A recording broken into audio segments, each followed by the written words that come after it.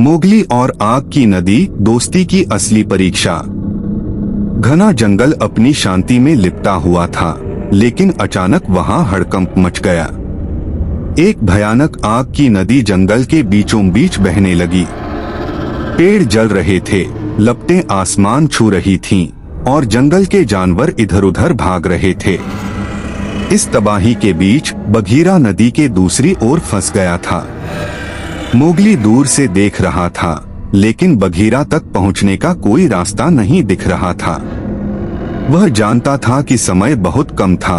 अगर जल्दी कुछ नहीं किया गया तो बघीरा आग में फंस सकता था। मोगली ने एक लंबा बांस काटा और उसे नदी के ऊपर रखकर पुल बनाने की कोशिश की, लेकिन आग की गर्मी ने उसे चटका दिया। उसने रस्सी की मदद से झूला बनाने का सोचा, लेकिन हवा में धुआं इतना था कि उसे कुछ भी साफ नहीं दिख रहा था। तभी शेर खान की दहाड़ सुनाई दी। वह झाड़ियों के पीछे खड़ा मोगली को देख रहा था।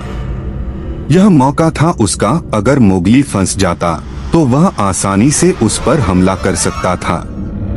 साहसिक बचा। मोगली को जल्दी कुछ करना था।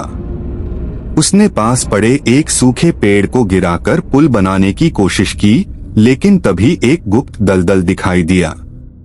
अगर उसने गलत कदम रखा तो वह खुद उसमें धंस जाएगा। आखिरकार मोगली ने अपने पुराने दोस्त बालू की मदद ली।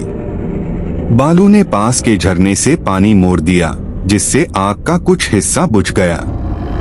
मोगली ने तेजी से दौड़कर बघीरा को रस्सी से खींच लिया और दोनों दोस्त बच गए।